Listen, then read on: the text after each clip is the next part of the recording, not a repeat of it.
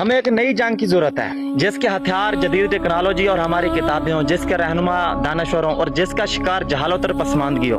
Ready वाले से चंद रुपए के लिए बहस करना, झगड़ा करना, होटल और रेस्टोरेंट में सैकड़ों और हजार रुपए की टिप देना सखावत और जिंदा दिली नहीं बल्कि मुर्दा ज़मीर की अलामत है।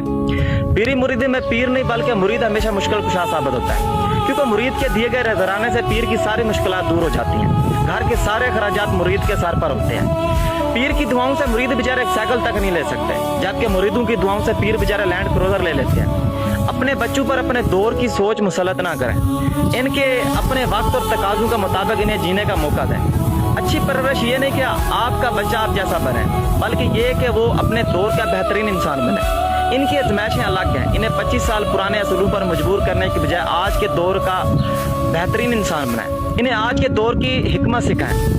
और यह भी हकीकत कि हर दरख्त अपनी ही टहनी में कुल्हाड़ी को पालता है। आगे बढ़ने के लिए आपको हमेशा अपनी नई शक्ल तराशना होगी और आप तकलीफ के बगैर अपनी नई तश्कील नहीं कर सकते, क्योंकि आप ही संगे मरमर हैं और बैक वक्त आप ही बहुत तराश भी हैं। लोग किताबों की तरह होते हैं, कुछ अपने वर्क से धोखा देते हैं, कुछ अपने अंदर के अल्फाज से लोगों को हैरान कर देते हैं। परिंदा पिंजरे में घोंसला नहीं बनाता ताकि अपने बेटे से गुलामी का वारिस न बने।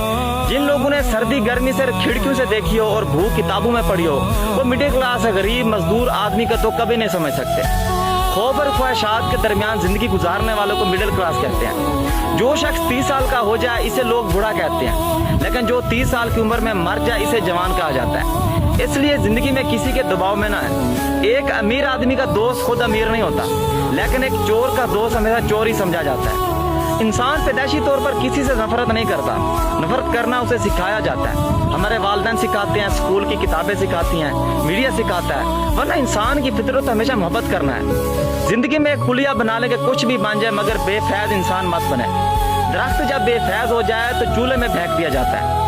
अगर आप अपनी तारीफ सुनने पर खुश होने की बजाय शक में पड़ जाए तो यकीन माने आपको अकल आ चुकी है।